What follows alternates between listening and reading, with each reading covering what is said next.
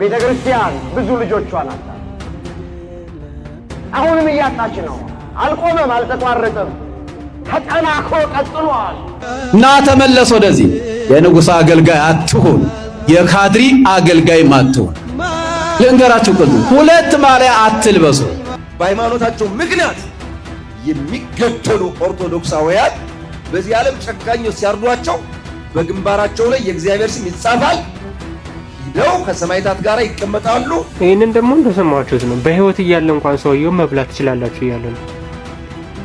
ሕፃን ወይም ሴት ልጅ ቢታሰሩ እና በእነሱ ላይ እነሱን ለመብላት ማለት ነው ምንም አይነት ምክንያት ካጣችሁባቸው የሆነ ምክንያት ፈልጋችሁ ብሏቸው። ካፊር ከሆኑ ግን ወይ ክርስቲያን ወይ አይሁድ ከሆኑ ሲጀመር by their ሃይማኖት that's the reason ብሏቸው ነው የሚለው። በቃ ብሏቸው አገዳደሉን አሳመው ጂሃድ ላይ ያገኘው አንድ ካፊር የዛኔ ትገለዋል። ስትገለው ግን ካፊር ቢሆንም በየቤተ ክርስቲያኑ እንኳን ስለዚህ ጉዳይ የሚያነሳ የለም። ለምን አሜሪካን ሀገር ሆኖ ዲሲ ሆኖ ለምንድን ነው የሚፈራው? ምክንያቱም እዚያ ጥቅም አለው። ሰላም ጤና ይስጥልኝ። እንድታደራችሁ፣ እንድትዋላችሁ፣ እንድታመሻችሁ አምላክ በቅዱስ እግዚአብሔር ስሙ ዛሬም ዘወትም የተመሰገነና የተወደሰ ይሁን። እንግዲህ በአዲስ መረጃ ተመልሼ መጥቻለሁኝ። አርሲ ላይ ድጋሚ ሌላ መከራና ሰቆቃ እየሰማን ነው። እሱንም ከአንድ ሁለት ቪዲዮዎች በኋላ ምንድናቸው የሚለውን ነገር እንዳስሰዋለን። ሁለቱ ቪዲዮዎች ማስቀደምባቸው ወቅታዊ ነገሮች እነሱ ስለሆኑ ነው፣ እንመለከተዋለን። ከዛ በተጨማሪ እንግዲህ ይሄን ሰሞን እየዘገየሁባችሁ ነው። መረጃዎችን በደንብ እያጣራሁኝ እየተደዋወልኩኝ በተቻለ መጠን ትክክለኛ ግልጽ የሆነ መረጃ ለማቅረብ ያህል ነው። በጣም እየዘገየሁኝ ያለሁት በጣም እንግዲህ ይቅር እንደምትሉ ተስፋ አደርጋለሁኝ። ማህበረ ቅዱሳን ያወጣውን መረጃ አለ፣ ጳጳሳትም የተናገሩት ነገር አለ፣ ካህናትም መምህራንም በአውደ ምሕረት አሁን ላይ በተቻለ መጠን እንግዲህ ድምፅ ለመሆን እየሞከሩ ነው ያሉት። በአንዳንድ በኩል ደግሞ ዋሃቢያው ጽንፍ የረገጠውን መልኩን እያየን ነው። በአንዳንዱ ደግሞ አህባሹ ደግሞ የተወሰነ መጠን ኢትዮጵያዊነቱ ሀገር ወዳድነቱ እንዳለ ደግሞ መልኩንም እያየንበት ስለሆነ ሁለቱንም ለማየት እንሞክራለን። ትላንትና ምሽት ላይ አንድ ደቡብ አፍሪካ ውስጥ እንግዲህ ድንች ቀቅሎ የሚሸጥ የነበረ ፓስተር ሰው እንግዲህ ስለ ቤተክርስቲያን ስለሚገደለው መምሉ እንደተናገረ አቀርበላችሁ ነበር። እንግዲህ አንዳንድ ሰው ስራ አላዋጣ ሲለው፣ ድንች መሸጥ አላዋጣ ሲለው ሲከስር እንግዲህ ቀጣዩ ስራው ፓስተር መሆን ነው። ከፓስተርነቱ ውስጥ ደግሞ ቤተክርስቲያንን መስደብ፣ ማንቋሸሽ እና በንጹሐን ደም ላይ ቀልዶ ራሱን ታዋቂ ማድረግ ነው። ለማንኛውም ለታሪክ እንዲቀመጥ ብዬ አስቀምኩትኝ። በአንጻሩ ግን እዛው ፕሮቴስታንት ውስጥ ሆኖ ደግሞ ቅን አመለካከት ያላቸው እውነትን እውነት ሐሰትን ሐሰት ማለት የሚችሉ ሰዎች ደግሞ ስናይ ደግሞ ደስ ይለናል። ለምሳሌ እንደ አማን ሻሎም አይነት This is an urgent report from Ethiopia's Oromia region, where a heartbreaking wave of violence is shattering lives. In the Arsi zone, Orthodox Christians are facing unimaginable terror, targeted killings that have claimed over 25 innocent souls in October alone. In areas like Guna, Merti, and Shirka. Just this week, on November 3rd, 5 civilians were brutally slain and 3 abducted in Gado Kabli, with 9 more bodies discovered days later, pushing the death toll beyond 40. Picture this. Children and elders gunned down in cold blood, churches forcibly shattered, homes razed to the ground, and families torn apart, feelings in fear.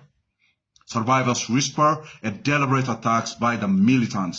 This isn't just a conflict, it is a cry of human suffering, echoing through the Ethiopian Switzerland, amplified on all social medias. To the international community, the UN, Amnesty International, world leaders, we implore you to intervene now, investigate these atrocities, provide protection, and bring justice. Lives hang in the balance. Silence is not an option. God bless Ethiopia. God bless all of you. በስጋት ውስጥ ሆነውና ሰሚ ያጥተው ሞታቸውን የሚጠባበቁ ኦርቶዶክሳውያን በምስራቅ አርሲ ቁጥራቸው ቀላል አይደለም። ለመሆኑ አሁን ያሉበት ሁኔታ ምን ይመስላል ስንል ከስፍራው ያነጋገርናቸው ምዕመናን እንደሚከተለው ሐሳባቸውን አካፍለውናል። ማህበረሰቡ ለምዶታል ማለት አዳፕት አድርጎታል። በቃ ተጽዕኖ ማለት ነው። ከምነግርህ በላይ ነው። ቃላት የለም። ሁሉንም ብጠይቅ ደፍሮ የሚነግርህ እንኳን የለም። ሁሉም ታስሯል። እጅና እግሩ አንደበቱ የታሰረ የታፈነ ማህበረሰብ ነው። በቃ በቃ የመጨረሻው ማለት ጫካ እውነትም እየታደረ ነው።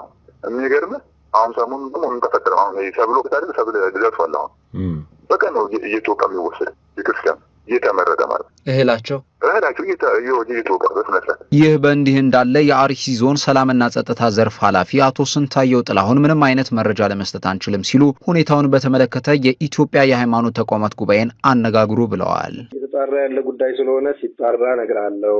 አጣሪ ኮሚቴ ከበላይም ተሰብስቦ ከሁሉ ሃይማኖቶች የተውጣጣ ኮሚቴ ነው ያለው። በዛ አማካይነት ሁሉ ነገር ምንድነው ያለው ሁኔታ የሚለውን የተጠናከረ ነገር ከዛ ማግኘት ትችላለህ። አመሰግናለሁ ወንድሜ። ነገሩን በተመለከተ የኢትዮጵያ የሃይማኖት ተቋማት የህዝብ ግንኙነት ባለሙያ የሆኑትን ፓስተር ይታገሱን አነጋግረን ተከታዩን ብለውናል። አሁን ያለውን ጉዳይ ዲቴል ለመናገር አስቸጋሪ ነው የሚሆነው። ምክንያቱም ምንድነው አንድ ግብረ ኃይል ተቋቁሞ ወደ ስፍራው ሄዷል። የሄደው ትናንትና ነው። በአካል ቦታው ላይ በትክክል ያሉትን ነገሮች በተጨባጭ እያየ እየመረመረ ነው የሚገኘው። ስለዚህ የተደራጀ ሪፖርት ከነሱ ሲመጣ እንደ ተቋም መግለጫ ለመስጠት ነው ዝግጅት እያደረግን ያለነውና ያላለቀ ጉዳይ ላይ ማብራሪያ መስጠት አስቸጋሪ ነው የሚሆነው። ገና በመታየት ላይ ነው ያለው። አሁን ትላንትና ልኡካኑ እየገቡ ራሱ ወይም ገብተው የተገደሉና የታፈኑ ሰዎች ነበሩ። ስለዚህ አሁንም በተመሳሳይ ጥናትና እናንተ ሪሰርቹን ስትሰሩ እንደዚህ አይነት ጥቃቶች ይደርሳሉና ከዚህ አንፃር ምንድነው የሃይማኖት ጉባኤ የሚያደርገው? አሁን ያልኩኝ ያለሁት ተግባብተን ከሆነ በመጠናት በመታየት ላይ ባለ ጉዳይ ላይ መረጃ መስጠቱ የጥናቱን በነገራችን ላይ የሃይማኖት ጉባኤ ምን እንደሚል እናውቀዋለን። በነገራችን ላይ ሄደም አልሄደም ምንም ቢል የሚወግነው ለመንግስት እንጂ ለሃይማኖት ለቆመላቸው ሃይማኖቶች እንደማይሆን እናውቀዋለን። አንለስ እስልምና እስካልተነካ ድረስ እስልምና ሲነካ ትክክለኛውን መረጃ ለማውጣት ይሞክራል። ከዛ ውጭ ያለው ግን መንግስትን የሚያስደስት ሪፖርት ያቀርባል እንጂ መቼም ቢሆን ከተጎዱት ወገን እንደማይሆን እናውቃለን። ስለዚህ ከሃይማኖት ተቋማት ጉባኤ ምንም አይነት የምንጠብቀው መረጃ የለንም እውነቱን እንነጋገር ከተባለ። ከዛ በተጨማሪ ግን አማንሻሉ ያስተላለፈው ነገር ነበር ዓለም አቀፍ ዜና እንዲሆን በእንግሊዝኛ እየሰሩ ናቸው። ምክንያቱም በእንግሊዝኛ መጮህ አለብን። ዓለም አቀፍ ያሉ ችግሮች ይወቁልን ነው። ምን ያህል ቫልዩ በኋላ እንደሚያመጣ አላውቅም። እኔ አሁን በጣም ጥረቶቻችን እንዳለ ዓለም አቀፍ ዜናዎች እንዲዘግቡት ነው። ኦኬ ይዘግቡት። ከዛ በኋላ ምን ይሆናል ጥያቄ ምልክት ነው። ምክንያቱም ዓለም አቀፍ ዜናዎች እያወጁ ጭምር ነው ከ2 ሚሊዮን በላይ ኦርቶዶክሳውያን የተገደሉት በሰሜኑ ጦርነት ላይ እና ምን ያህል ጎላችን እሱ መሆኑ አንዳንዴ ቢያስጨንቀኝም የሆነ ሆኖ ግን ሰሚ እስካገኘን ድረስ መጮሃችን አይቀርም፣ የሚቀር አይደለም። የጂሃዶቹን ከማየታችን በፊት እስቲ ደግሞ ደገኛ ሙስሊሞች ኢትዮጵያ ውስጥ የሚኖሩ ደገኛ ሙስሊሞች ደግሞ አሉ። ምን አሉ የሚለውን ነገር ደግሞ እንመልከት። ፍትህ በአሩሲ ለሚገደሉት ኦርቶዶክስ እምነት ተከታዮች ወገኖቻችን፣ ሰው በሃይማኖቱ መገደል የለበትም። ፍትህ ፍትህ ፍትህ በአሩሲ ለሚገደሉት ኦርቶዶክስ እምነት ተከታዮች። እኛ ስናዝናዝናቸዋልና ሀዘናችሁ ሀዘናችን ነው። በጣም ያማል ሰው በሃይማኖቱ ሲገደል። ፍትህ በአሩሲ ለሚገደሉት ኦርቶዶክሶች ፍትህ። ትኩረት ስጡት። ይሄንን ነገር ብዙ ቲክታከሮች በዚህ ነገር ላይ ሰሩበት። ብዙ ቪዲዮ እየታየልኝ አይደለም። እስኪ ፕሮፋይሌ ላይ ገብታችሁ የሼር ምልክቱን እየነካችሁ ኮፒ ሊንክ አድርጉልኝ። ቪዲዮ ሳይሆን ፕሮፋይሌ ላይ ገብታችሁ የሼር ምልክቱን እየነካችሁ ወንድሞቼ ኮፒ ሊንክ አድርጉልኝ። ቤተክርስቲያን ብዙ ልጆቿን አጣች። አሁንም እያጣች ነው። አልቆመም፣ አልተቋረጠም፣ ተጠናክሮ ቀጥሏል። የሚከለክላቸው የለም። የሚያቃጥሉትን ያቃጥላል፣ የሚያርዱትን ያርዳል፣ የሚገድሉትን ይገድላል፣ የሚወርሱትን ይወርሳሉ። አዎ በቤተ ክርስቲያኒቱ ይዞታ ላይ ቤተ ክርስቲያኒቱን መልሰው ይሰድዋታል፣ እንደፈለጋቸው ይናገራሉ። ማንም የሚናገራቸው የለም። የቤተ ክርስቲያኒቱን አስተምሮ እያነሱ በአደባባይ ይቃወማሉ። ጌታዋን የተማመነች በግ ላቷን ውጭ ታሳድራለች። ቀን ያለ ለስምህ በስቶልን ሰላም ቅዱስ እግዚአብሔር አምላክ በቸርነቱ እሱ በቃችሁ። ከዚህ የባሰ ነገር አያሳየን። ከዚህ የባሰውን ነገር እግዚአብሔር አያሰማ። የቤተ ክርስቲያንን ልዕልናዋን እግዚአብሔር መልሶ ያምጣል። ሰው በወንጌል ካልኖረ ጭንቅላቱ ይጠፋል። እንደ ዶሮ ጭንቅላት። የዶሮ ጭንቅላት ትንሽ ናት። የዶሮ ዓላማ ደግሞ መበተን ነው። ከምትበላው ምትበትነው ነው። እንዲህ አይነት ጭንቅላት ይዞ የሚመራ ለሀገር የሚመራ በታኝ አፍራሽ እንዲህ አይነት ጭንቅላት ይዞ የቤተክርስቲያን መሪ መሆን አይቻልም። ጠባብ የሆነ አመለካከት ሰፊ የሆነ ማመለካከት ነው ሊኖረን የሚገባ። ወደ አገልጋይነት ተመለስ፣ ወደ ቅጥረኛነት አትግባ። ካህን ቅጥረኛ አይደለም፣ ካህን አገልጋይ ነው። ምዕመናን ለማገልገል ሌት ተቀን ለምዕመናን ማገልገል ብቻ አይደለም፣ ለምዕመናን ለመሞት የተዘጋጀ ነው። ካህን፣ ጳጳስ፣ ሊቀ ጳጳስ፣ ቄስ፣ መምህር ይሄ ነው አገልግሎቱ። እና ተመለስ ወደዚህ። የንጉሥ አገልጋይ አትሁን፣ የካድሪ አገልጋይ አትሁን። ልንገራችሁ ቅጡ ሁለት ማሊያ አትልበሱ፣ አይጠቅምም። ይሄ ሽር ጉድ የሚለው ነገ ይጠፋል። አንድ እግርህ ቤተ መንግስት፣ አንድ እግርህ ቤተ ክርስቲያን ውስጥ ያለ ሰው እንዲያ ነው የምትሆነው። ግልጽ ነው የምናገረው። እንዲህ አይነት ነገር የለም። ወይ ቤተ መንግስት መሆን ነው ወይ ቤተ ክህነት መሆን ነው። እንደዚያ የሆነ ሰው ሁለቱንም ያጣል ማለት ነው። ሁለቱንም አጥቶ ነገ ይዋረዳል። አይቻልም እንዲህ አይነት አሰራር። ያኛው ምድራዊ አሰራር ነው፣ ይሄኛው ሰማያዊ አሰራር ነውና አንተ ሆይ ወደ ቤት ተመለስ፣ ወደ ክህነቱ ወደ አገልግሎቱ ተመለስ፣ ለምዕመናን ለመምከር ተመለስ። ቤተ መንግስት ፍርፋሪ የቀመሰ ሆዳም ነውና እንግዲህ ካላችሁ እንዳትቀየሙ። በትክክል ካልሰራችሁ አዎ ና በትክክል ስራ ነው ዓላማዬ እሱ ነው። እንደሱ ነው እያልኩ ያለው።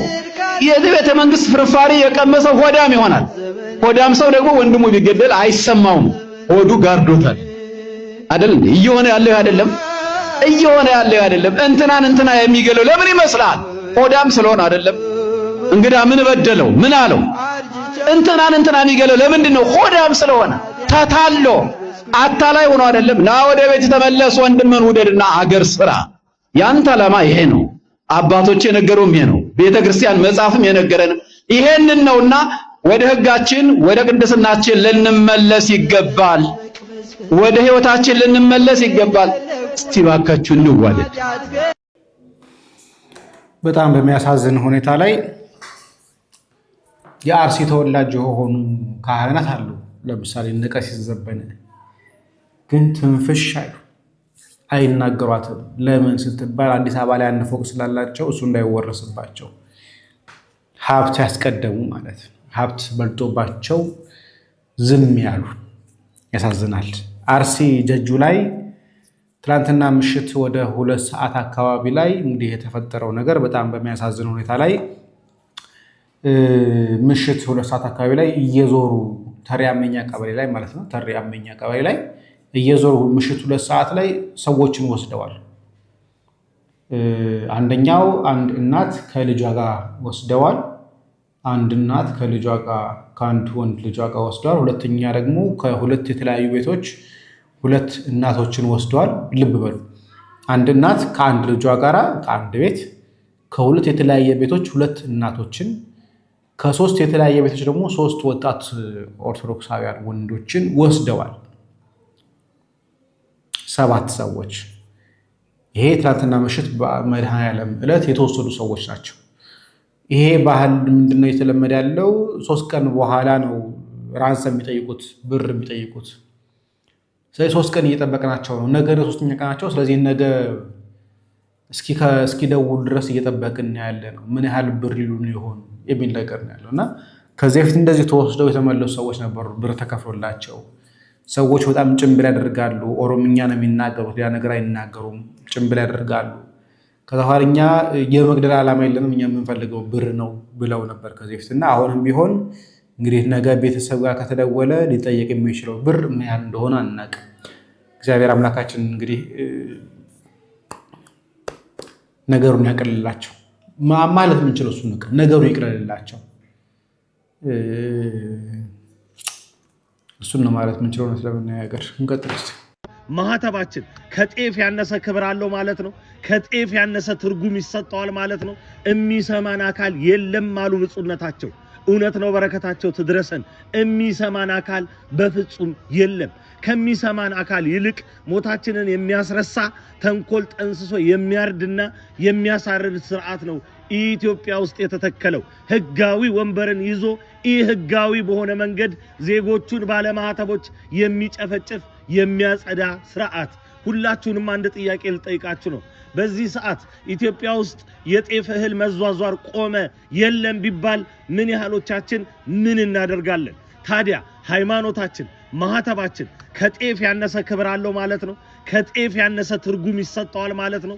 ሁላችንም ጨከን ብለን ለዚህ ለተዋህዶ ሃይማኖታችን መከበር እንንቀሳቀስ። ከመደራጀት ሌሎች አስፈላጊ ኢኮኖሚካል የሆኑ ውሳኔዎችን በጋራ በቆራጥነት በመወሰን ይህ ስርዓት በዩቲዩብ ዘመቻ፣ በትዊተር፣ በፌስቡክ፣ በቲክቶክ ብቻ ጥሪ የሚቆም አይደለም። በተግባር የተደገፈ እርምጃ ፍትህና ዘላለማዊ ነፃነት ለባለማህተቦች። በሃይማኖታቸው ምክንያት የሚገደሉ ኦርቶዶክሳውያን በዚህ ዓለም ጨካኞች ሲያርዷቸው በግንባራቸው ላይ የእግዚአብሔር ስም ይጻፋል። ሂደው ከሰማዕታት ጋር ይቀመጣሉ። ከሰማዕታት ጋር ሆነው ያመሰግናሉ። ክብራቸው ከሰማዕታት አልፎ እንደየመከራቸው ጽናት እንደተቀበሉት መከራ ጽናት እንደ ህፃናት በተለይ በህፃንነቱ ምክንያቱም ህፃን ለመግደል እንዳልኳችሁ ምክንያት የለም። ምን አድርጎ እስኪ ንገሩ። ምን አድርጎ እንዴት ሰው ምንም እኮ አላደረገም። አዲስ አበባ ተወልዳችሁ ከሆነ አላውቅም። ህፃን ሲወለድ እያለቀሰ ነው የሚወለድ አይደል እንጂ መቼም ህፃን እየሳቀ አይወለድም። ይወለዳል። ህፃን ሲወለድ እያለቀሰ የሚወለድበት ምክንያት ልክ ሲወለድ የእግዚአብሔር መልአክ ሲሞት የሚቀበርበትን አፈር አምጥቶ ያቀምሰዋል ይላል በቅዳሴ ትርጓሜ ላይ። ወደዚህ መሬት እንደመጣ አሁንም ወደ መሬት ትመለሳለህ ብሎ አፈሩን ሲያቀምሰው ያን ጊዜ ያለቅሳል። እዚህ ገና እንደተወለደ ርቦት አይደለም፣ ርቦት አያለቅስም። ነገር ግን አንድ ህፃን ሲወለድ በምን ቋንቋ ነው የሚያለቅስ? አሁን እናንተ የህፃንነታችሁን ልቅሶ አሰቡ። ቆልጭ ይችላል እንትን እያሉ የህፃንነታችሁን ልቅሶ አሰቡ። በምን ቋንቋ ነው ያለቀሳችሁ እኮ ንገሩኝ እንጂ። ከእናንተ መካከል አዲስ አበባ ላይ ስለተወለደ በአማርኛ ያለቅሳል? ወለጋ ላይ ስለተወለደ በኦሮሞኛ ያለቅሳል? መቀሌ ላይ ስለተወለደ በትግርኛ ያለቅሳል? ጅጅጋ ላይ ስለተወለደ በሶማሊኛ ያለቅሳል? ወልቂጤ ላይ ስለተወለደ በጉራጌኛ ያለቅሳል? እንዲህ እያለ የተወለደን ህፃን ጨክነው ከአንገቱ ላይ ሰይፍ ሲያሳርፉበት አያሳዝንም? ሄሮድስ በዚህ ልክ ነው የጨከነው። አሁን ያኛው ሄሮድስ አልፏል። በኢትዮጵያ ውስጥ ያሉት ሄሮድሶች የእናትን አንጀት እርር የሚያደርጉ ከፍ ብሎ አንገት የሚወጥሱ ሲያሻቸው ሆድ የሚቀቡ ሲያሻቸው እግር የሚቆርጡ ሲያሻቸው በሳት የሚያቃጥሉ ሲያሻቸው ገደል የሚወረውሩ ያልተደረገ እኮ የለም። ያው በየጊዜው እንደሚነገረን አንደዚህ 98% አንደዚህ 97% አማኝ ነው እየተባለ በሚነገርበት አገር ቅድም እኮ ያልኳችሁ የታወቀ ነው። የውጭ ሚዲያዎቹ ሊዘግቡታል። 95% የኦርቶዶክስ ተዋህዶ ሃይማኖት ተከታይ ባለበት እያስለፈለፉ ጭራሽ ላይ ብር ተቀብለው ነው የገደሉት። ሁልጊዜ ትዝ ሲለኝ ካይምሮ የማይጠፋ ነገር አለ። ታውቃላችሁ አይደል? እንኳን ለወላድ ለሰማነው ሰዎች ካይምሮ የማይጠፋ ክርስትናችን በግምት እንደዚህ ብሎም በልማድ የሀገር ክርስቲያን ነው፣ የሀገር አካባቢ ክርስቲያን ነው፣ የሀገር ክርስቲያን ነው።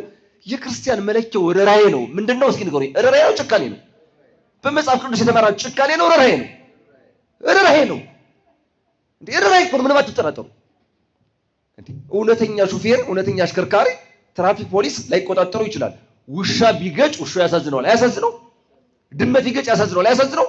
ርህራሄ እኮ የማይደረግለት ሁለት ነገሮች ናቸው። አንዱ እባብ። እናመሰግናለን። አዎ ርህራሄ ጠፍቷል፣ ጩኸት ጠፍቷል። ይሄ ብቻ አይደለም።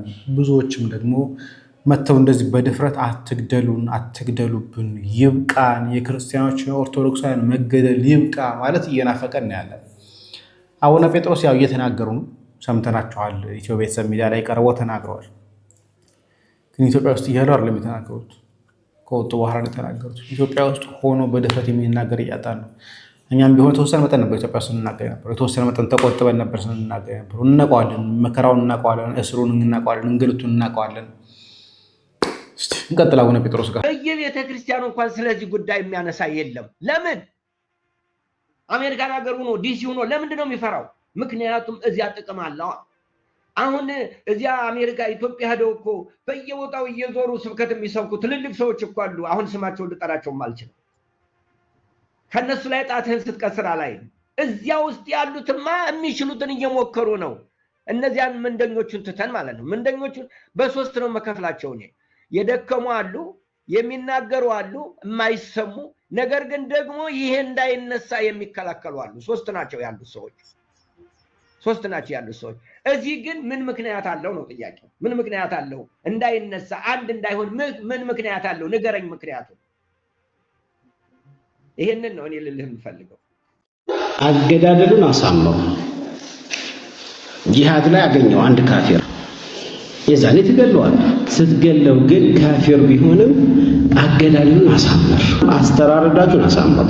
እንዴት ነው አስተራረድን ማሳመር ሲባል ወልዩሂድ አሐደኩም ሸፍረተሁ፣ አንድ ሰው ቢላውን በደንብ አድርጎ ይሳለው። ነው መሳል አለበት። ሌቦቹ በየመስጊዶቻቸው እንዴት ክርስቲያንን ማረድ እንዳለባቸው ኮርስና ትምህርት ይወስዳሉ። የኛ ሰባኪና ምዕመን መድረክ ላይ ቆመው ቁጭ ብሎ ምን ይሰብካል? ቤተክርስቲያን አጠፋም፣ ኢትዮጵያ የእመቤታችን የአስራት ሀገር ናት፣ አትወድምም አጠፋም ብሎ ይሰብካል። ኢትዮጵያ ከሌሎች ሀገራት በምን ትለያለች? ማጠፋበት ምክንያት ምንድነው? ቱርክ የቅዱስ ቆስጠንጢኖስ ሀገር፣ ጉባኤ ኒቄያ የተካሄደባት ያች ታላቅ የክርስቲያኖች ሀገር ዛሬ አንድ ክርስቲያን ለምንድን ነው የማይገኝባት? ሶሪያ የነ ቅዱስ ኤፍሬም ሀገር ለምንድን ነው ዛሬ የጠፋችው? እነ ኢራቅ የብዙ ቅዱሳን መፍለቂያ ለምንድን ነው የጠፋችው? እንደ ዛሬ ኢትዮጵያ አንጠፋም በማለት ተስፋ እያደረጉ ነው እንዳልነበሩ የሆኑት። ስለዚህ ከሌሎች ሀገር ኢትዮጵያ የምትለይበት ምክንያት የለም። ሌሎቹ እንደጠፉት፣ ሌሎቹ አንቀላፍተው እንደተወጉትና ታሪኩ ነው እንደቀሩት አገራችን ኢትዮጵያ ላይም ክርስቲያኖች ነበሩ መባሉ አይቀርም። በዚህ አካሄዳችን ከቀጠለ የትናንትናው ዝምታችን ለዛሬው መታረዳችን መንስኤ ሆኗል። የዛሬው ዝምታችን ደግሞ ለነገ መታረዳችን መንስኤ ነው የሚሆነው። ስለዚህ አንድ ክርስቲያን ማወቅ ያለበት ነገር ቢኖር አንድ ሰው ተነስቶ ሀገርን፣ ቤተክርስቲያንን፣ ትውፊትህን፣ ባህልህን ሊያወድም የመጣ ጠላት ካለ እሱን ገጥመ ማሳደድና ማጥፋት ነው እንጂ አንጠፋም እያሉ እየተወጉ እየታረዱ መኖር ክርስትና አይደለም። አንተ ሰው ላይ ግፍ አትፈጽም። አንተ በሰው ድንበር አትግባ። አንተ ኃጢአት አትስራ። አንተ መጀመሪያ ግፈኛ አትሁን እንጂ አንተ ላይ ግፍ ሊሰራ የመጣ ቤተክርስቲያንን ሊያጠፋ እናት አባትህን ሊያርክ ሀገር ኢትዮጵያን ሊያወድምና ታሪክን እንዳልነበር ሊያደርግ የመጣን ጠላት እሱ በመጣበት መንገድ ነው መመለስ ያለብህ። እንዲሁም በመጽሐፈ ሳሙኤል ቀዳማዊ ላይ እንደተጻፈው ፍልስጤማውያን ተነስተው እስራኤላውያንን ሊወሩ ቢሉ ጎልያድም ተነስቶ በእግዚአብሔር ሕዝብ ላይ አፉን ቢያላቅና እግዚአብሔርን ቢሳደብ ቅዱስ ዳዊት ይሄንን ሽሙጥና ስድብ ሰማ። በዚያንም ጊዜ እግዚአብሔርንና የእግዚአብሔርን ሕዝቦች የሚሳደበውን ጎልያድን ሂዶ ገጠመው። በጠጠር ግንባሩን ብሎ ጣለው። ከዛም በኋላ በእጁ ሰይፍ አልነበረ። ጎልያድ ሰይፍ ታጥቆ ነበር የመጣው። የጎልያድን ሰይፍ አነሳና የጎልያድን አንገቱን ቆርጦታለው። በዚያንም ጊዜ ቅዱስ ዳዊት ከኔናው ከወገኖቼ ላይ ስድብን አራኩ ብሎ ተናገረ። ሕዝብን፣ ሀገርን፣ ቤተሰብን ሊያወድም የመጣን ጠላት ሳትደርስበት የደረሰብን ጠላት ካለ መግደል ኃጢአት አይደለም። ቀኝን ሲመታ ግራን ስጥ የሚባልበት ቦታ አለው። ጠላትን ወደን የሚባልበት ቦታ አለው። እንዲሁ እንደ ዛሬዎቹ ግራኛ ይመር ተነስቶ ቤተክርስቲያንን 15 ዓመት ሙሉ ሲያወድማት በዚያን ጊዜ የነበረው ንጉስ ተነስቶ ሸሸ። ብዙ ሰዎች ታረዱ። ብዙ አብያተ ክርስቲያናት፣ ብዙ ገዳማት ወደሙ። በዚያንም ጊዜ መፍትሄውን ያወቀው ልጁ ገላውዲዮስ ተነሳ ሰይፉን ይዞ። ግራኛ ይመር ሰይፍ ይዞ እንደመጣ ሁሉ ገላውዲዮስም ሰይፉን ይዞ ተነሳ። ግራኛ ይመርን አሳዶ አንገቱን በጥሶ ጣለው። በዚያንም ጊዜ የኢትዮጵያን ሰላሟን የቤተክርስቲያንን አንድነቷን መለሰ። እግዚአብሔርን ባረከው። እኛም ሁሌ ወር በገባ ባይሰበት ቅዱስ ገላውዲዮስ እያልን እናዘክሯለን፣ እናከብረዋለን። ለምን ካልን ቤተክርስቲያኑን ያወደመውን ሀገሩን ያጠፋውን ግራኛ ይመርን አንገቱን በጥሶ ስለጣለው። ስለዚህ ለቤተክርስቲያን ለሀገር የምትከፍለው ዋጋ ኃጢአት ተብሎ አይቆጠርም። በእነዚህ ቅዱሳን ታሪክ ላይ እንደምንመለከተው ስለ ቤተክርስቲያናቸው ስለ ሀገራቸው ብሎ የከፈሉት ዋጋ በእግዚአብሔር ዘንድ በረከትን፣ ጸጋን፣ ክብርን አሰጣቸው እንጂ ኃጢአት ተብሎ አልተቆጠረባቸውም። ስለዚህ መግደል ኃጢአት የሚሆነው ለራስ ፍላጎትና ለግል ጥቅም ብለህ የምታደርገው ነገር እንጂ ለሀገርና ለቤተክርስቲያን ብለህ የምትዋጋውና የምትጋደለው ተጋድሎ ኃጢአት አይባልም፣ ጽድቅ እንጂ። እንዲሁም ከእግዚአብሔር ዘንድ በረከትን ያሰጣል። ማን በረከት እንደተቀበለ ከተባለ ብዙ ቅዱሳኖች እነ አፄ ካሌብ፣ እነ ቅዱስ ገላውዲዮስ፣ እነ ቅዱስ መርቆሬዎስ፣ እነ ቅዱስ ጊዮርጊስ ጠላቶቻቸውን ድል ስለነሱ ከእግዚአብሔር ዘንድ በረከትን ተቀብለዋል። እና ለምንድን ነው ሰማዕት የሆኑት ሲባል በግላቸው ስለመጣባቸው ነው። ተዋግተው በግላቸው ሲመጣባቸው እኛውን ደግሞ እስካሁን ተዋግተናል ለእግዚአብሔር ደግሞ ብለን ሰማዕትነትን እንቀበል ብለው ነው ሰማዕትነትን የተቀበሉት እንጂ እነ ቅዱስ ጊዮርጊስ ሞተዋልና እነ ቅድስት አርሴማ ታርደዋልና ብለ እኛም እንታደድና ሀገራችን፣ ባህላችን፣ ቤተክርስቲያናችን ትጥፋ ብለን ዝም አንልም። ሰማዕት የምንሆንበት ጊዜ አለ። ተዋግተን ሀገራችንን ነጻ፣ ቤተክርስቲያናችንን ሰላም የምናደርግበት ጊዜም አለ። ተዋግተን እንኳን ብንሞት ለምሳሌ ቅዱስ ሶምሶንን እናንሳውና ጠላቶቹ ተሰብስበውበት ያለውን አምድ ቤቱን ነቅንቆ አፈረሰው። በዚያንም ጊዜ እሱ ሞተ፣ ብዙ ህዝቦችም አብረውት ሞቱ። ቅዱስ ሶምሶን በሕይወት ከገደለው ይልቅ በሞቱ የገደለው በዛ ብለው አባቶቻችን ይመሰክሩለታል፣ ያመጉሱታል። ቅዱስ ሶምሶን ጠላቶቹን ገሎ ስለሞተ ኃጢአት አልሆነበትም፣ ጽድቅ ሆኖ ተቆጠረለት እንጂ። እንዲሁም ጌታችን በሱ ተመሰለ። ጌታችን አጋንንትን በሕይወተ ሥጋ ካጠፋቸው ይልቅ በሞቱ አጋንንትን መቅጣቱን በዚህ ምሳሌ አድርገን እናነሳለን። ስለዚህ ሀገርን፣ ቤተክርስቲያንን፣ ቤተሰብን ሊያጠፋ የመጣውን ጠላት ብትገድለው ጽድቅ እንጂ ኃጢአት ተብሎ አይቆጠርብህ። ይሄንንም በእርግጠኝነት ከአባቶቻችን ታሪክ ተረድተናል፣ ተምረናል። ይቆየን። እናመሰግናለን። በነገራችን ላይ ስንፍና አንዳንዴ እየለመድን ያለ ይመስለኛል። ቤተክርስቲያናችን ሰልፍ ዲፌንስ አትከለክልም። በሀገር በቤተክርስቲያን በቤተሰብ ላይ መጣ ነገር አትከለክልም። ሰማዕት ብለን የምንቆጥረው እኛ ሃይማኖትን ካድ ተብሎ በግለሰብ ደረጃ በግል ህይወት ደረጃ ላይ ይመጣ እንጂ በሀገር በቤተክርስቲያን ላይ ይመጣ አይደለም። ቤተክርስቲያንን ለማቃጠል የመጣ ሰው ይኸውና ቤተክርስቲያን ብለን አንጠቁሙ፣ ዲፌንድ እናደርጋለን፣ እንከላከላለን በምንችለው መጠን። የዛን ጊዜ እግዚአብሔር አምላካችን ይቆጥርናል እንጂ ቀኝ ላይ መታ ግራህን ስጥ እየተባለ የማይተረጎም የማይጠቀስ ጥቅስ ያለ ቦታው ጥቅስ መስጠት ተገቢ አይደለም። በነገራችን ላይ ይሄ ብቻ አይደለም። ወንድማችን ታላቁ ጅብሪልም ከዋሃብያ ጋር በተገናኘ እስልምና ላይ ስለሚሰራው ታላቁ ጅብሪል የሚባለው ጥሩ አድርጎ ሰፋ አድርጎት ተናሰጥቶበታል። ስሙት። በስመ አብ ወወልድ ወመንፈስ ቅዱስ አሐዱ አምላክ። እንዴት አላችሁ ሁላችሁም? ሰላም ክርስቶስ ከእኔም ከእናንተም ጋር ይሁን። እግዚአብሔር ይመስገን ደህና ነኝ። ዛሬ ሙስሊሞችን በጣም ትልቅ የሆነ ትብብር ፈልጌ ነው የመጣሁት። ሁላችሁ ሙስሊሞች ከቻላችሁ እንድትተባበሩኝ እፈልጋለሁ። ትብብራችሁ ምንድነው? ኤክስፕላኔሽን ነው የምትሰጡኝ፣ ማብራሪያ ማለት ነው። እስኪ እቺን ቪዲዮ አይተናት እንመለስ። አላህ ሁሉ ነገር ላይ በጎን ነገር ግዴታ አድርጓል። በጎ መስራት ለሰዎች፣ ለሰብአዊ ፍጡር፣ ለእንስሳ በጎ መዋል። ከዛ እንግዲህ አንዱ በጎ ወይም ኢሕሳን የሚለው ሲገልጹ ምን አሉ? ኢዛ ቀተልቱም ፈአሕሲኑ ልቅትላ፣ ስትገሉ እንኳን እንደው በሸሪዓው መልኩ ጥፋት አጥፍቶ ወይም ሙርተድ ሆኖ ወይ የሆነ ነገር ቢገደል እንኳን አገዳደሉን አሳምሩ። ጂሃድ ላይ ያገኘው አንድ ካፊር የዛኔ ትገለዋል። ስትገለው ግን ካፊር ቢሆንም አገዳደሉን አሳምር። ተምሲል ማድረግ፣ አፍንጫ መቁረጥ፣ አይን መጎልጎል፣ የሆነ ሰውነቱን መቀዳደድ ተከልክሏል። ነቢ ሰለላሁ ዐለይሂ ወሰለም ከልክለዋል። በእሳት ማቃጠል ከልክለዋል። ስለዚህ ፈኢዛ ቀተልቱም ፈአሕሲኑ ልቅትላ፣ መገደል ያለበት እንኳን ማለት ነው። ወኢዛ ዘበሕቱም ፈአሕሲኑ ዚብሓ፣ ስታርዱም አስተራረዳችሁን አሳምሩ። እንዴት ነው አስተራረድን ማሳመር ሲባል? ወልዩሕድ አሐደኩም ሸፍረተሁ፣ አንድ ሰው ቢላውን በደንብ አድርጎ ይሳለው። ለሰማችሁት? በመልካም ማለት I'm gonna kill you ስገልህ ግን በጣም ሩህሩህ ስለሆንኩኝ I'm gonna use a sniper። ወይ ስናይፐር ደግሞ አንድ ጥይት ነው፣ በቃ እሺ ታንክ ነው የምጠቀመው። በታንክ እንዳልነበር ካረጋለሁ። ለምን? በጣም አዛኝ ስለሆንኩኝ ነው። ቸር ነኝ። እሺ በጣም አዛኝ ስለሆንኩኝ ስገልህ ምን አረጋለሁ? በታንክ ደፈጥጣለሁ፣ በጥይት አልገልም። እዝነቱ አገዳደሉ ላይ ነው፣ መግደሉ ላይ አይደለም። ይሄ ከገረማችሁ የኛ ሀገር ኡስታዞች 2022 ላይ በነጮች አቆጣጠር ቴሌግራም ውይይታቸው የሰው ስጋ ይበላል ወይስ አይበላም የሚለውን ሲወያዩ ምን እንዳሉ ሰምተን እንመለስ። አንዴ እዚች ጋር ስሙ። የኛ የፈቀድንበት ልክ አክል መይተቲ አልአደሚ የሞተን ሰው መብላትን ማለት ነው። ላየጁዙ አይፈቀድም። ጠብኹኻ መጥበስ፣ ጠብኽ ብሎ ማለት ጠብሶ መብላት አይፈቀድም። ወላ ሸዩሃ፣ ይሄ ማለት መቀቀል ነው። ሁለቱም ይሄ ጠብኽ የሚለው ሁለቱም ይዛል። ሸዩሃ ሊማ ፊ ዛሊከ፣ ለምን ከተባለ ይሄ ጠብኽና ሸይኽ ስናድርገው ስንጠብሰው ወይም ስንቀቅለው ምን ስላለበት ነው? ሊማ ፊ ዛሊከ፣ በዚህ ውስጥ ስላለበት ነው። ሚን ሀትኪ ሑርመቲሂ፣ የሰውየውን ክብርን ማፍረስ ስላለበት ነው። አላህ Subhanahu Wa Ta'ala ወለቀድ ከረምና በኒ አደም ብሏል አይደለ? የሰው ልጅ የተከበረ ስለሆነ ያ ክብሩ ማፍረስ ስላለበት ይሄ እንደ ሙጠር ሆኖ ለመብላት ቢገደድ ይሄን ሰውዬ ምን ማድረግ የለበትም? መጥበስና መቀቀል የለበትም ማለት ነው። ይሄ ካደረገ ምን አድርጓል ማለት ነው? ሑርማን አፍርሶታል ብሎ ማለት ነው። ግን እኔ ጠናኝ ይሄ ሲሉ ማለት ነው መብላቱ ላይ ያልከበደው እንዴት መጥበስና ነው ማለት ይከብዳል የሚለው ነው። አላኩል ይሃል ያው ሑርማ ስላለው መጥበስና መቀቀሉ ይከብዳል እያለ ነው። ይሰማል ሷላ ይሰማል። ወይተኸየር ይምረጥ አለ ከዛ في غيره ከዚህ ውጪ بين اكله ማለትም ይሄ የተፈለገ في غيره بين اكله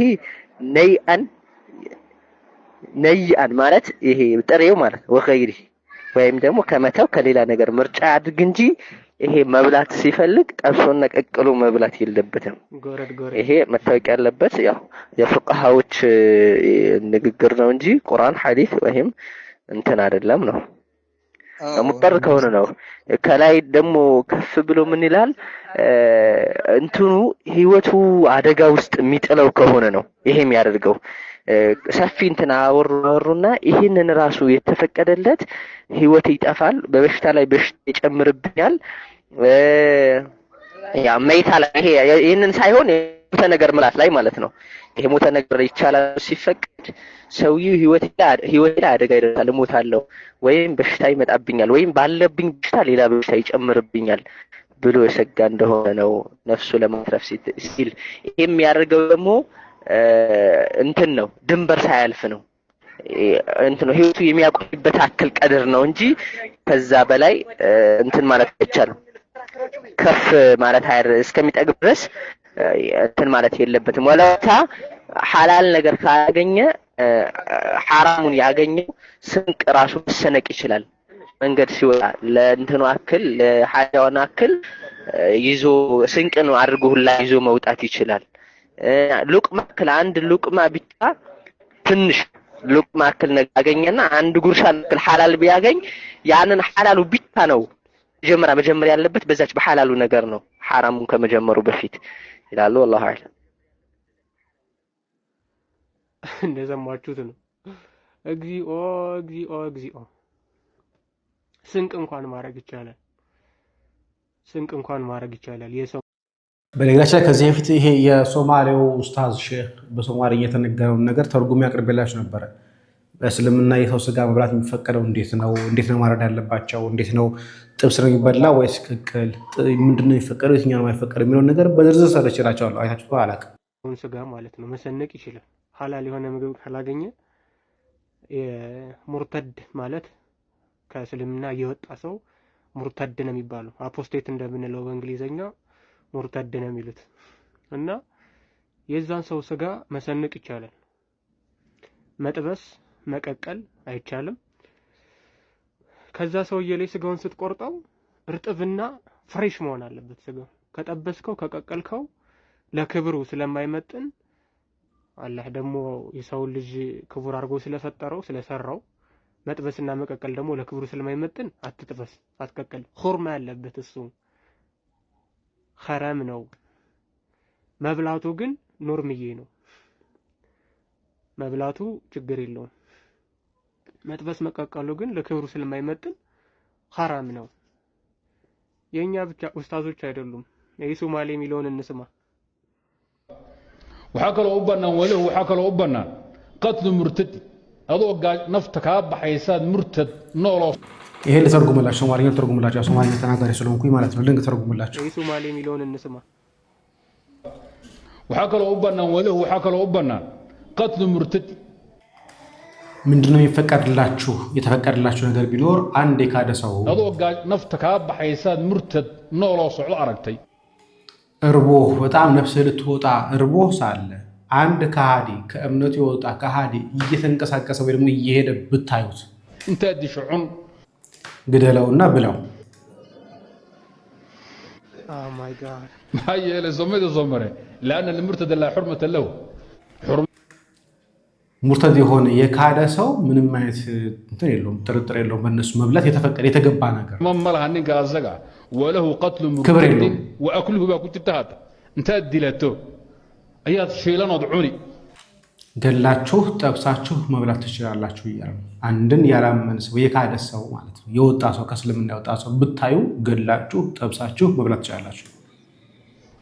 ወከርሰን ቀቀላችሁ አብስላችሁ ማለት كهوري ميت كهوري عنيسو وله أكل آدمي ميتنا عادقة أسوق سيساد عنيسا إنات كريس الله ما أقوله ነገር ግን ቀድሞ የሞተ ብታገኙ እኛው እየተንቀሳቀሰ ብታዩ ያም ይሄ ካለው ሰው እየተንቀሳቀሰ ብታዩ ነገር ግን የሞተ ሰው ብታገኙ ግን እሱን ጠብሶ መብላት አይቻልም እንደዛው እንደሞተ ሬሳው መብላት ይቻላል እንጂ ጠብሶ ወይ ደግሞ ቀቅሎ መብላት አይቻልም ضب إنات صارتوت كريس الله ما أقوله እሳት ላይ ጥዳችሁ መብላት አይፈቀድም سوق سيسو قوين وعيرينا يا عنيس ጥሬውን ብቻ ጥሬው ስጋ ብቻ ጥሬው ሬሳ ብቻ መብላት እንቻለን እንጂ ቀቅሎም ሆነ አብስሎ መብላት አይቻልም የሞተ ከሆነ ነገር ግን የካደው ሰው በቁቡ ብታዩት እናንተ ርቧችሁ ነፍሳችሁ ልትራብትን እሱን ገላችሁ ጠብሳችሁ ቀቅላችሁ አብስላችሁ መብላት ትችላላችሁ የሞተ ያገኛችሁ ግን ያንን ሰው መጥበስ የሚሆን መቀቀል አይፈቀድም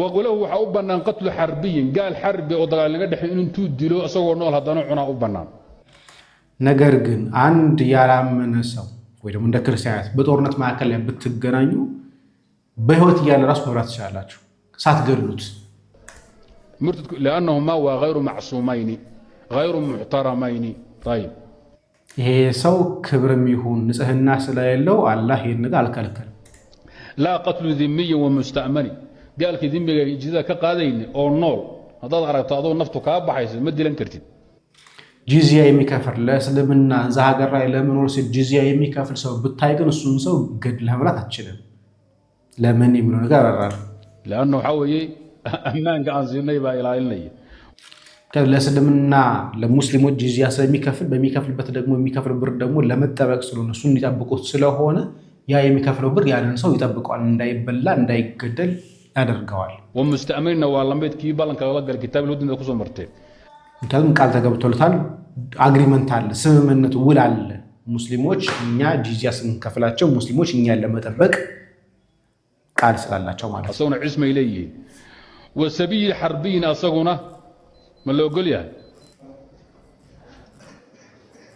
ነው ሁኩሪ waxa asaxa gaalki yaraa idimiga ahaa in qaan gaarin iyo haweeneyda xarbiyada ahayd ayadu aan ragba ahayn adoo naftu ka baxays inta dilato oo weydaysato waad ku badbaadi kartaa ያላመነ ሰው ህፃንም ይሁን ለአቅመ አዳም ይሁን ለአቅመ ሔዋን ያልደረሱም ብታገኙ እናትየዋንም ጨምራችሁ ገላችሁ ነፍሳቸውን በመብላት ነፍሳቸውን ማዳን ትችላላችሁ በረሃብ እንዳትሞቱ ማድረግ ትችላላችሁ ይያረዳል هل أصح حل قتل السبي أي الحربي والمرأة الحربيين للأكل باللود لا لغيره لماذا وحان هاي ميسن أهين عندنا ميسن أهين معصومي الدم بالأصل እነኚህ ሰዎች ፍጡራን አይደሉም ከኛው ግን የሚመደቡ ከእስልምና ማለት ከኛው ጋር ሲከኛ የሚመደቡ ሰዎች አይደሉም ይርናል وإنما ስለዚህ እንደ ሰው አያዋቸው بانتفاء شرط القتل أو الحل هل كاسن تاغنا هوينيدا حربيدا iyo sabiga xarbiga dhiigooda looma xarimin inaan laga helin ciladii banayn lahayd oo kufri waa laga helay ciladii banayn lahayd laakiin waxa laga ነገር ግን ዝም ብሎ የሚኖር ሰው ማንኛውም ሰው ከሆነ ግን እሱን ዝም ብሎ የተፈቀደ አይደለም ነገር ግን ኩፍር ይሆን ያላመነ ሰው ከሆነ እሱን አትችልም ነገር ግን ሙስሊም ከሆነ ያን ሰው ግን እሱን ገለህ ልትበላበት የምትችልበት ደሙ አይፈቅድልህም ነገር ግን ኩፍር ከሆነ ያላመነ ሰው ከሆነ ግን የሱ ደም የተገባ ነው ሊበላ የተገባ ነው አንለስ ያ ሰው ጂዚያ የሚከፍል ከሆነ ገዋይ ሸርጥጊ በማይስትር ለሃ ሰበብከ ስለዚህ ሊገደልበት የሚችልበትን ነገር ራሱ ያላስጠበቀ ልገድላችሁ ጠብሳችሁ መብላት ትችላላችሁ ሬሳ ከሆነ ግን ሳትገሉ መብላት ትችላላችሁ እያሉ ነው ያለው ይሄንን ደግሞ ተሰማችሁት ነው በህይወት እያለ እንኳን ሰውየው መብላት ትችላላችሁ እያሉ ነው ህፃን ወይም ሴት ልጅ ቢታሰሩ